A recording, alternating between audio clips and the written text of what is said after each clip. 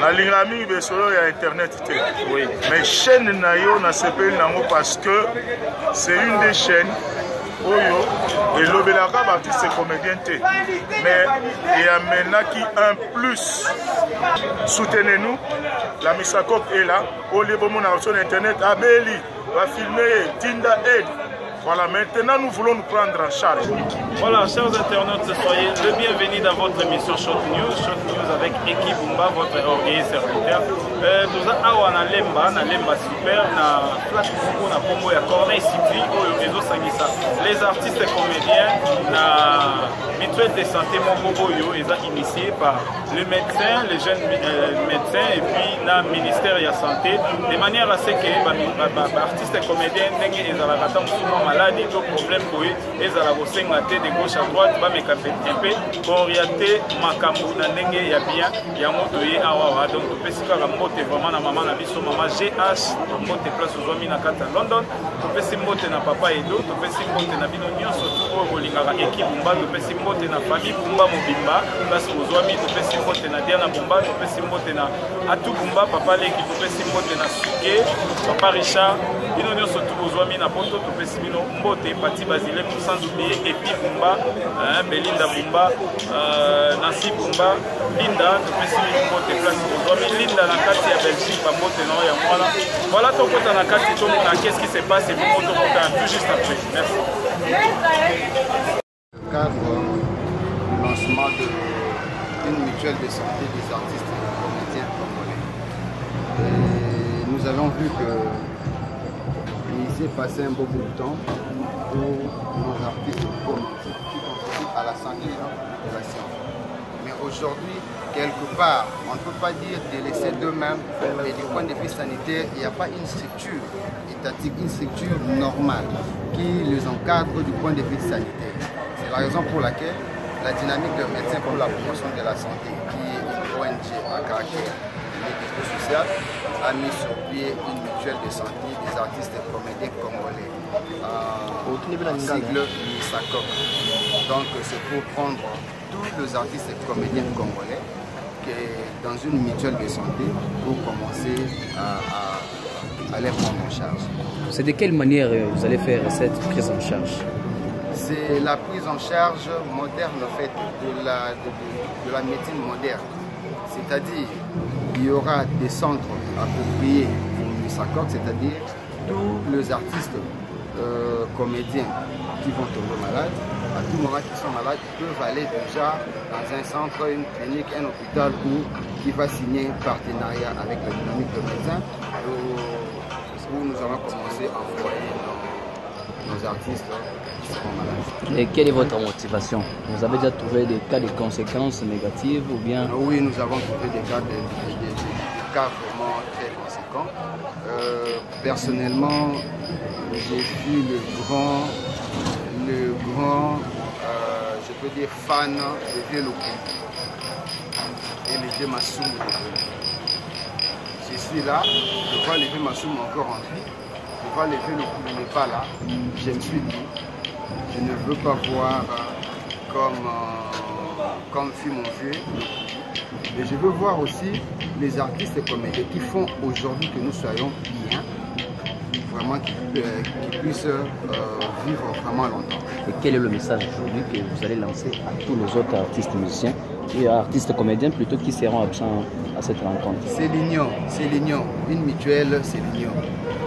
La dynamique de Médecins pour la promotion de la santé est venue pour mettre tous les artistes ensemble, c'est-à-dire et ANTPC et Pakosico. Nous avons besoin de tout le monde. En fait, une mutuelle, c'est pour que nous arrivons à mettre sur pied ensemble, je peux dire, un moyen de vaincre tout ce qui est maladie. Nous ne voulons plus que l'artiste comédien soit considéré comme un démuni. Nous ne voulons plus à tout moment qu'un artiste et comédien tombe malade, que les gens puissent commencer à passer à la télé, et artiste en danger, et cotiser. Nous voulons ceci. Un artiste, c'est une grande personne. Un artiste, c'est quelqu'un qui est en train de contribuer à la santé de toute la population. Et c'est une personne qu'on doit vraiment reconnaître. Une personne qu'on doit reconnaître. Et cette mutuelle-là, c'est pour tout le monde. On appelle tout le monde de venir, de s'adhérer et que notre mutuelle soit déjà en œuvre. Peut-être la dernière question, les conditions pour adhérer. Les conditions, être artiste et comédien, qui sont à la NTPC ou dans l'autre section Pacosico, et venir s'adhérer, acheter sa carte de membre, et puis ça commence. Président, moi, résumé dans l'Ingala par rapport à la rencontre à Lelo, raison principale, les amis Lelo. Les raisons principales, Nabiso et Zabodo Sangisaba, artiste et comédien, dans moi, mutuelle de santé. Mutuelle de santé, où ils ont en charge. Artiste Nabiso, comédien, il y a Congo, Balo Salam Salam Kassi, dans mon Nabiso, même du Panda. Mais tout ça pour se rendre compte qu'ils ne sont pas reconnus. Tout le monde a tombé malade. Donc c'est comme si quelqu'un qui n'a rien fait dans ces pays.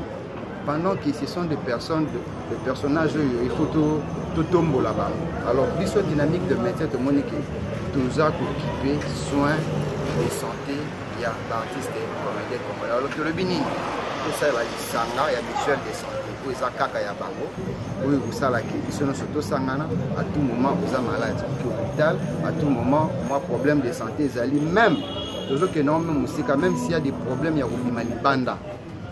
La mutuelle de santé peut se prendre en charge, oui, un comédien qui est malade, peut avoir une préservation spécialisée, mais les médecins du banda pour que Azala très bien pris en charge. Merci beaucoup, docteur. Merci. Voilà. Juste d'abord François, puis Lingala. Vice-président. Le vice-président national. Aujourd'hui, on lance la mutuelle pour la prise en charge des médecins. Quelles sont vos impressions? Mais elles ne peuvent être que bonnes parce que l'autre fois, il y a eu une tentative des gens de bonne foi qui s'étaient présentés à nous. Je pense qu'il y a 4-5 ans, si je ne m'abuse. On a beau parler, ça n'a pas eu lieu. Je pense qu'avec cette dynamique des médecins habitants, Kinshasa et la RDC comme pays, nous osons croire que ça ira de l'avant. Comme il vient de le dire et de le souligner lui-même, il nous arrive parfois d'être un peu négligents. Tous les artistes comédiens n'ont pas la même hargne. Nous n'avons pas cette même pignon sur rue. Je prends mon exemple. Moi, je peux tomber malade aujourd'hui. Un seul communiqué, plusieurs personnes me viendront en aide. Mais ce ne sera pas le cas de mes artistes comédiens. Ce ne sera pas le cas des autres artistes que nous avons dans plusieurs troupes. Moi, je suis très heureux.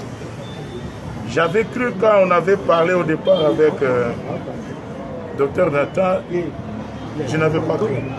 Mais aujourd'hui que l'on va lancer cette opération officiellement, je suis très heureux. Et je voudrais demander aux hommes de bonne foi de nous venir en aide ce matin. Appelez l'association, le bureau est là. Nous prendrons votre enveloppe. Nous venons remettre à l'association pour une couverture normale. Il y a de ces gens qui peuvent avoir du retard de cotisation. Mais au moins, vos enveloppes vont les couvrir. Parce que s'ils doivent venir mensuellement, trimestriellement, si pas semestriellement. Mais il y a un moment où on en manque. Je pense que vos enveloppes, on en aura besoin. Voici le moment. N'attendez pas qu'on vous montre l'image d'un Garoufa très alité. C'est le moment de lui envoyer des enveloppes à travers l'association et notre mutuelle de santé. Même message de Lingala. Oui, c'est un makasi lelo parce que tant que tu là qui est docteur Lissana, on a Lissana. Mais si on a lancé officiellement lelo, donc on a tondi les sengo makasi. On a dit que bota la rabiso lisusuté na lolenge bota la biso. Bino ba eboza na misolo. Ngonga yango ebopesa misolo na nzela association biso to ya nango. kotia na caisse ya mutuelle pour couvrir nano bato nyonso en attendant individuellement tant bato bando opesa ba mbongo na bango pourtant so botieli biso misolo bakopesa ba comédien nyonso ba carte sima ya kokoma ngala ya moto na moto ya kotia liputa na ya obwaka na carte mpona mwa tonga obwaka na carte mwa tonga sola. Merci beaucoup. Nous prenons maintenant M. Baudouin. Monsieur le président, du côté ici. Ah oui, parce que c'est bon.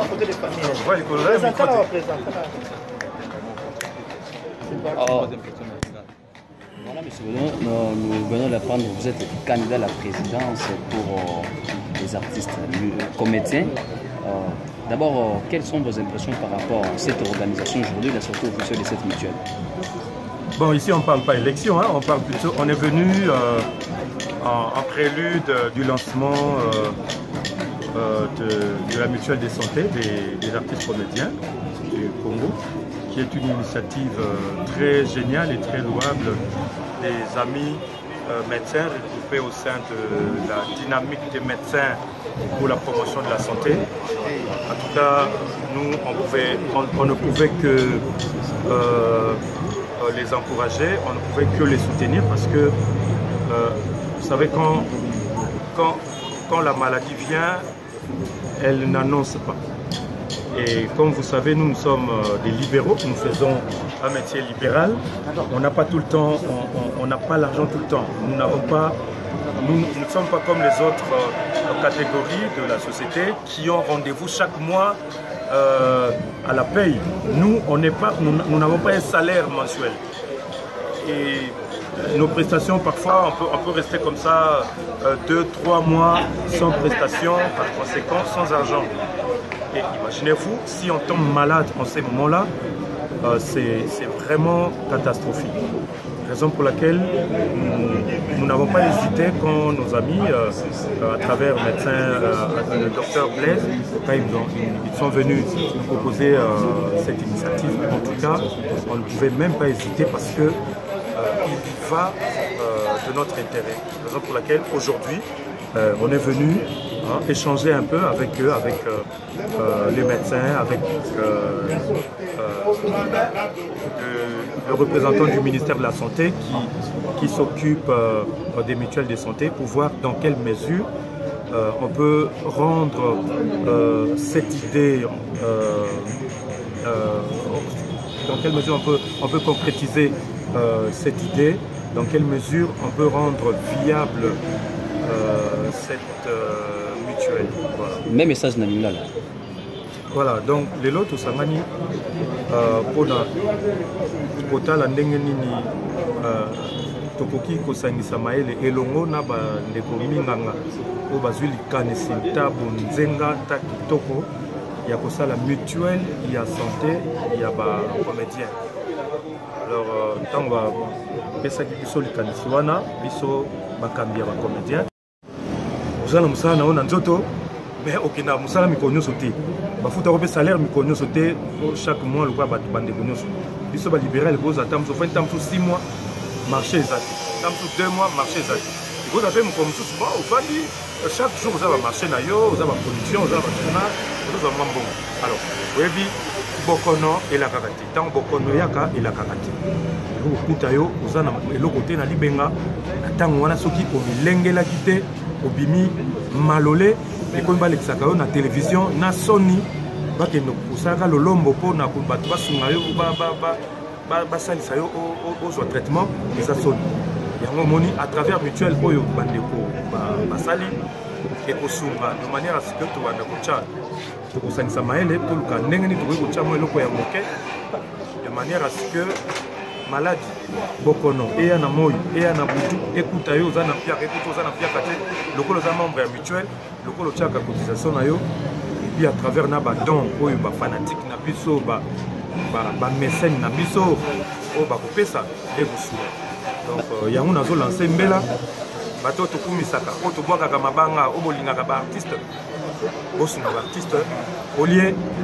oboma baartiste omoni artiste obengi na bar omelise masanga lokola otombola ye masanga mbongo wana ekosombele masanga ye otie yango na mutuelle de santé de manière à ce que lobi soki abeli aya kotungisa yo te président na okoka te nazobela et tout donc yango mo toye mpona koapuya initiative wana mpe tolanse mbela na baartiste comédien nyonso baya po eza likanisi moko malamu. Merci beaucoup.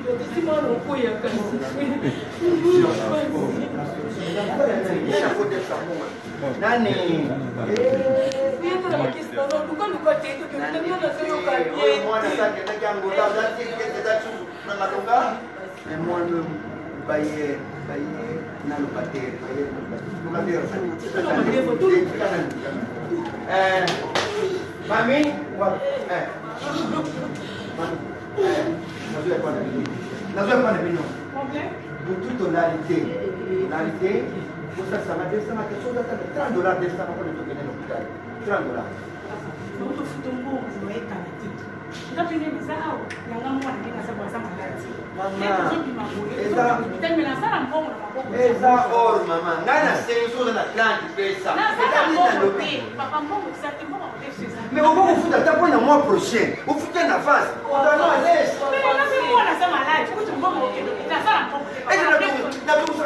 Bonne année à moi. Na 5 minutes soso. Et na 5 minutes et donc mon copier ya olia. On a marre bien bien sur la bien. Na na ko da. Et na to bien. Ya msuru ko yo kike nga mwana kwa sama la ko hospital. O kasi na ngo. Na sala mbongo na ko te. Ngana sana carte. Kaza registre nga mwana na ngana mutuelle de la santé. Neni. Wenda mote. Biso e biso kontra mbongo te. Na minute na soka sur malade. Ata mbongo santé na na kwa ko kende ko kipe so na ngana ya mwana. Poto za registre. Bon, puis vous savez, ma maman, vous avez fait pourquoi vous avez fait c'est vous avez fait ma maman. Pourquoi vous avez pas mon ça donne pas ça wana. Puis va locataire ko na rapporter ba ministère. Ay abe na bino, ko vous avez na mabonga. Abe ko ça ma kabila ko to ka kan. Ça vous fait ça.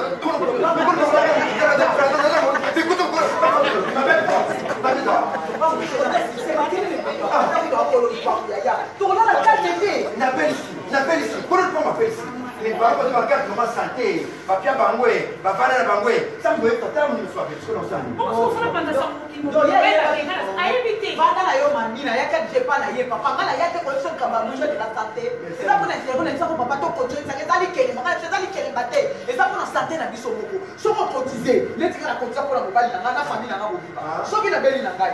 Batini nga soki ngali bana ke ngali basani ka examen so me kesi ba mo ba yibine ba to ba pesa ka biso mais yo lo ba na ngake no ko ta bilo ba tama ba parti politique o lo ba ke sa mama kele ba mais siko ozo de la le mama ezali ka ba éclaircissement éclaircissement ça bien so ma ka muzo sanga na ngulu na comprendre ngulu yo mo so ba sai ngulu ko comprendre ko ndeke mami siko ba ka mo to be santé na pesa ka mbongo te inane na pia kata boita na belite na pia kata so ba ka mama ni ba mone yo te papa inane so yo belite be yeba ke mbongo no wana izo soigner ba ninga mususu na papa yo ko bela malaki ya muke tina zo bela tina so so ba sen ba ni kaka okay ko bela ka ko nzo to jabo ata mwana na yo mwana no ko bela yo ko bela mwana bon siko to ba nani bale baka soki nini yango balobaka wana commence par soi-même nappelle ici poko ete kosalisa nani ye en attendant oza membre te bandala na cotisation banda kokende kotikaka mokolo na cotisation papa bapeso carte ya droit so ozwi carte wana partout l'hôpital olingi okoke bakosoane mwasi na oprobème eza te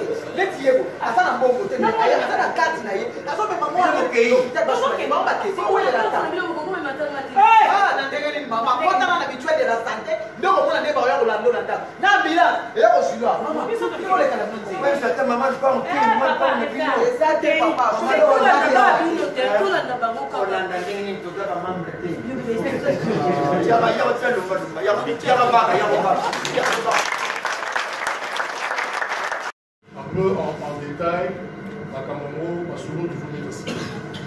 Docteur Blaise, vous avez la parole.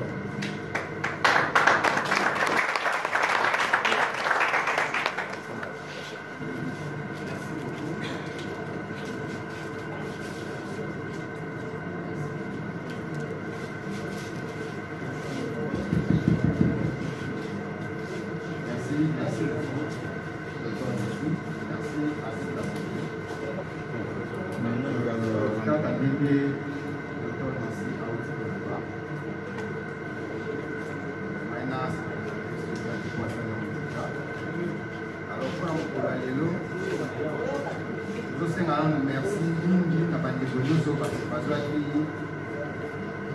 nzela na bango bazwaki invitation mpe basepeli korépondre na bainvitation.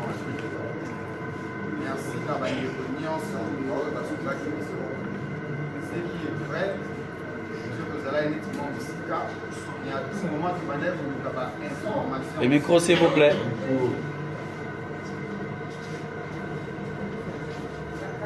Et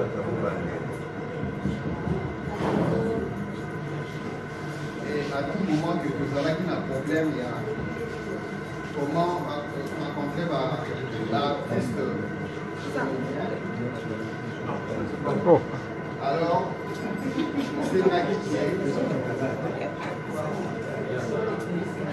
Vous avez vraiment la personne à l'amour, votre expression, entre le président Bodo, salut, à ce début sur ma casse, Bodo Luka vraiment Kokota en contact de Nabino.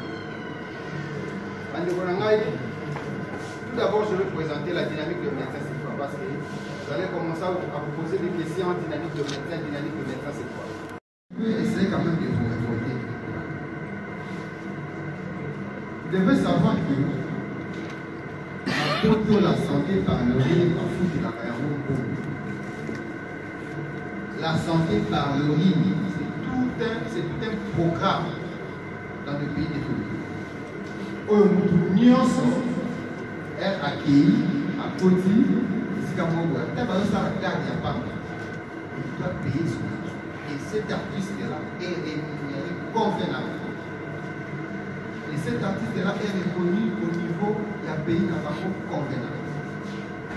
Et moi, je ne pense pas que Badouane Nyonso, dans l'équipe artiste,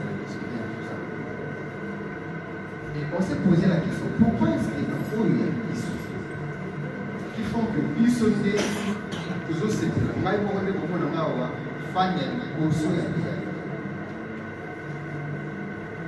pourquoi est-ce que l'artiste est là sur le coup? Comment ça va bien? Il faut pas parler des caractéristiques. Regarde, il y a bien venu en aide, il y a un amour, quelque part, entre nous, soit dit, c'est une grande personnalité de ce pays. Le pays doit vous reconnaître.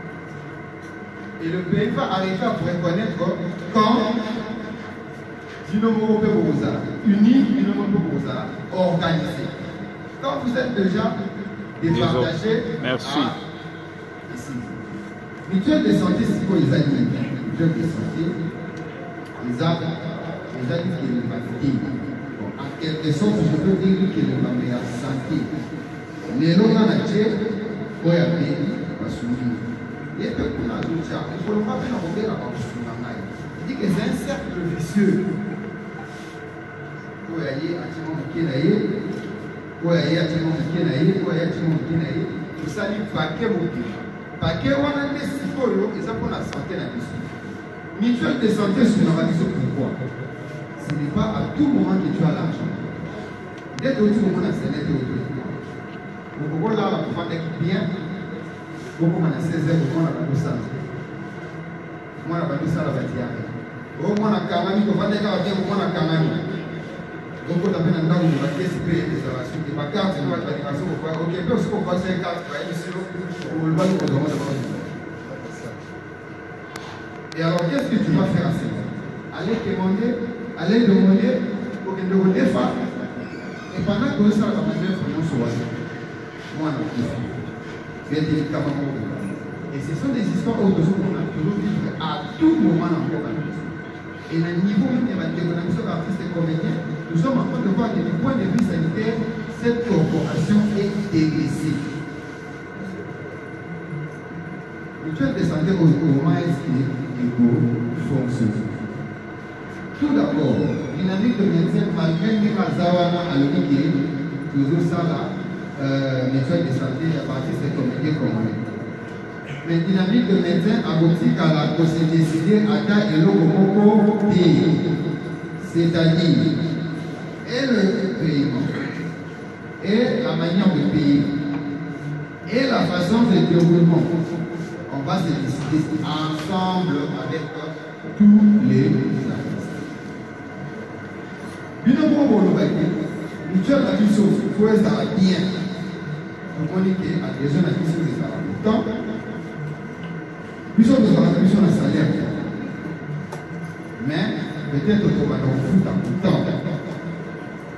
Et qu'on fout à Wanda, on va nous foutre à tout d'abord, selon l'organigramme, selon la faisabilité habituelle, le tout va commencer à se passer à la base. Je crois que Dr Blaise déjà dans Malobane à Zui Awa, Amérique au procès Mouké, mutuelle de santé. Les alignés. Pour là, vraiment très bref, puisque c'est un domaine très très vaste, l'explication à ce notamment la position de aussi santé. Mais au circonscrit, dans le domaine, il y a l'assurance. Mais c'est une assurance organisée au niveau de la communauté. Dans notre pays, la mutuelle de santé. C'est une assurance communautaire. C'est-à-dire que la communauté va s'organiser pour faire face à un problème qui est dérangé par nous. Les problèmes, moi, les années, accès aux soins de santé. Mais tout ça, par exemple, au sommet de Moutoukana, de Motonayo, avant, au Bozéaté, ça l'accident pour qu'il nous foute l'assurance. J'attends au sommet, par Moko, pour quitter en assurance. Pour que mon colo, quand même, vous allez, assurance, ça, c'est un et des fois, on peut te foutre la comme assurance, on fout à mon par exemple, on se met 10 000 $, on fout l'assurance à 10 000 $. Mais tant que vous avez peut-être un accident, peut-être que nous va réparer les dégâts. Ça va coûter même plus que l'assurance pour vous foutre. Parce qu'au bout on a fait par exemple 300 $, mais les dégâts, c'est peut-être 5 000 $. Nous sommes les routiers. C'est la même chose dans le cadre habituel de santé. C'est dans la solidarité. C'est vraiment la base. Il y a mutuelle de santé. Donc, il y a un sketch la salle allait m'obliger cotiser mais la belle bon voilà c'est que la salle c'est ce qu'il faut comprendre comment il y a solidarité de prier bâti na nini ya kolonga la pesaki ata qu'on a belaki mais et soumis bandeko mususu oyo ba belaki entre temps et puis ce que nous avons fait montant et la cotisation des fois ce que nous avons mutuel les awa bamisusu bazala à 2 $, bamisusu bazala à 3 $, mais tant au belli soin au Kenya hôpital c'est même au-delà il y a 3 $, quoi. Parce que l'hôpital mususu fiche kaka pamba c'est déjà tué dans les 10 000 ou 10 $. Mais il faut faire à 3 $, il y a cotisation de 4 $. Donc il faut même un peu réflexion au-delà il y a que la bellité bazong c'est un gambongo to na salamine. Donc il faut comprendre que base nango vraiment c'est la solidarité. Ce qui est solidarité entre biso et Zali, tout le monde a fait que les Lokwana et pour marcher malin. En tout cas, l'initiative Oyo Tanguba. Merveille. Tout le monde a une réunion de Semi à Bartiste Awa. Analyse nini aux Osala par rapport à Yannion Sotozaï, comme on a un moment, il y a Bartiste, il y a malade, il y a une initiative et Salémé. C'est la honte d'abord, ils allaient à chaque fois, ceux qui sont malades, il y a tel monsieur il faut les gars à la télévision, à Nenge à Mabé, Moutalo à Nenge Naye, à la commentaire Naye. Et les lois à travers dynamique de médecins, et tozwi likanisi ya koencourager bango na ndenge bayeli biso idée ya kosafilie kointegre na nini na bango mpo esungaka biso po nzoto oyo ozomona oyo soki ebeli ekomaka na bandenge moko boye. Alors mpona koprévenir loka toza bato mpona koprévenir mpona bafamille na biso il faut s'intégrer.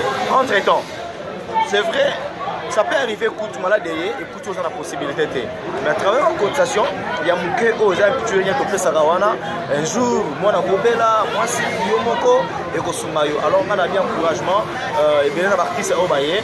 Au Baye, peut-être, dans 2 ans, mais réunion, on a l'effort, on a ça, tout lancer vraiment appel à Bango pour passer, pour faire circuler l'information et ça la correcte. Et puis, merci vraiment à président surtout, à collègue surtout, au bazar toujours présent pour la likanisi malamu NTPC. Merci beaucoup. Dans l'idéologie malamu, pour prévenir avant danger et merci beaucoup. Brifi, est-ce que vous assurez vraiment na bambutu na moi mésentente entre les artistes? Tout le monde va s'adhérer. Tout ça l'effort est à la bonne pour moutouto à mon agazan intérêt. Pour faire comprendre, il faut me véhiculer à véhiculer. Même dans la zone équité, on a comprendre l'aime sur ma et à travers Koyoka projet, on a dit que c'est intérêt dans la donc ça file. Merci na Belgique beaucoup moi c'est PMN na Belgique. C'est na Claudine AC Milan double nationalité. Na pesi bambote belé na Keke Bwana, na pesi bambote na Jackie Luindula, bambote na tous pepele ya Mbetolo mobala maman Emilie Nzemba et puis na pesi bambote belé na Iwalet Magique Samuel Tabiala bambote belé et puis na Gobo Sanate Rama Ramazani Amis Ramona Soudaf et puis Didier Chobo Petit Gigi le milliardaire Nico Yamo boss et puis na Jenny Mokamo moi c'est à peine bambote belé na ngaki troye moka yebi Raisha Mata ya Bajo Molobo et puis na Suki Sina Nadia Nkuna Moka Jimouipe. Merci pour la presse Ndebo Zaka toujours présent. Merci beaucoup. Bonjour Papa Ngalfa. Bonjour Papa Nangai. Tomoni Touti Awa la réunion où initiative ya mutuelle de santé moro pour les artistes et comédiens congolais. Nini autre oui qu'on retenir fort na réunion ya lelo. Na lingami besolo ya internet te. Oui. Mais chaîne na yo na CPL nango parce que ESP Media. ESP Media. Bon, RSP Media. Oui. Na dibi ko ça l'interview oyo na chaîne oyo ya RSP Media parce que c'est une des chaînes oyo et l'obelaka baptiste comédien te. Mais il y a maintenant qui un plus. Olandi artiste en état de santé ti à Koti Mabele bosuki wana te bo contribuer. Ya wana lelo na limina loba. Mention spéciale na RCPC Media. Lelo ezali lancement officiel ya Misakok. Misakok ezali mutuelle de santé des artistes et comédiens congolais.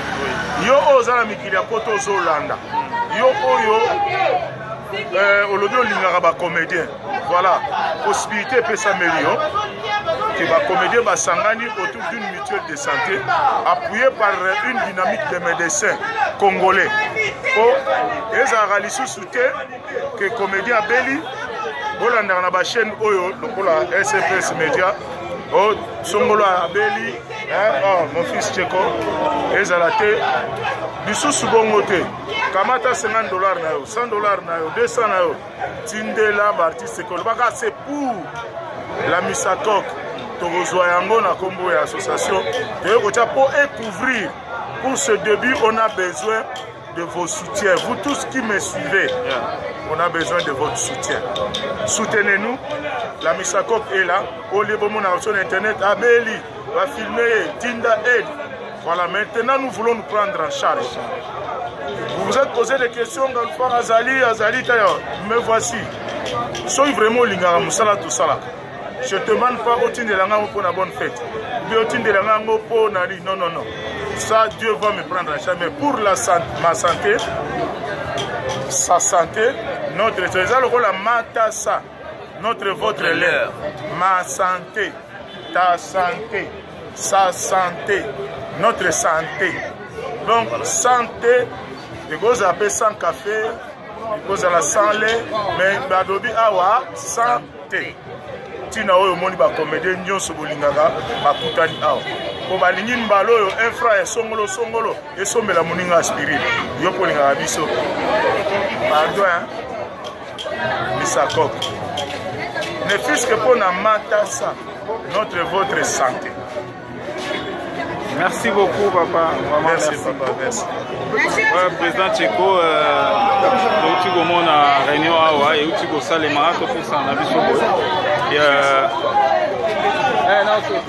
Aussi au monde à réunion tu go sema awa et salike masolo oyo dérangeaki biso na moment ya ba obsèque ya papa Mundanga ndanga to na maladie na ye. Je pense que eza quand même moi orientation moko eko ko bimsa biso na voie de sortie ou comment?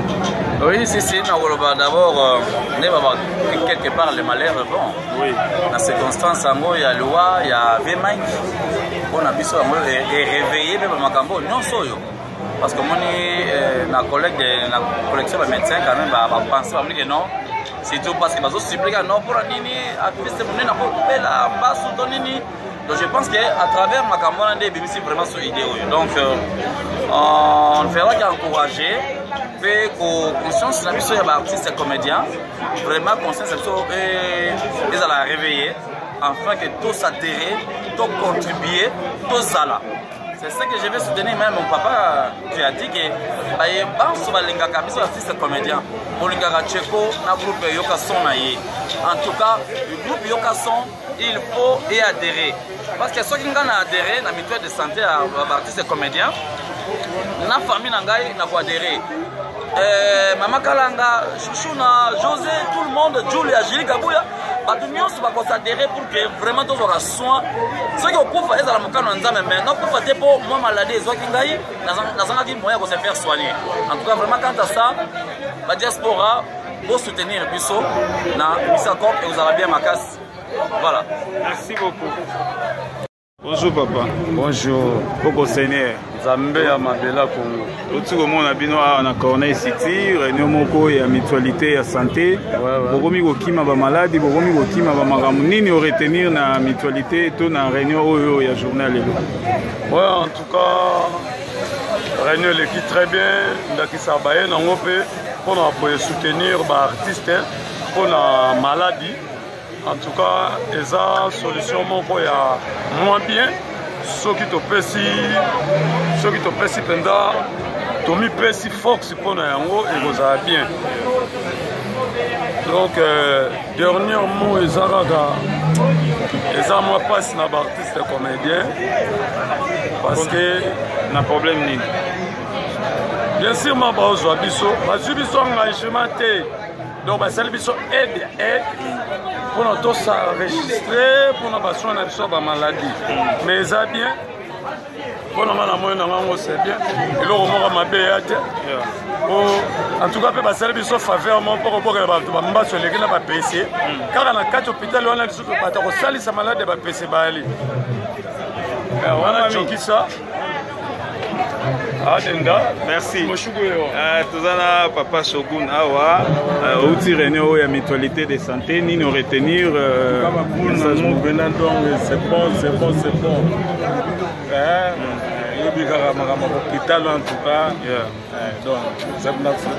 Et na bakao e comme la artiste comme on a eu artiste abeli to nini ba cotiser ba nini mais yango kunande masolo. OK, merci beaucoup. Tomoni Pape Wawa. Pape Wawa, nini retenir na kati ya réunion ya journée lelo.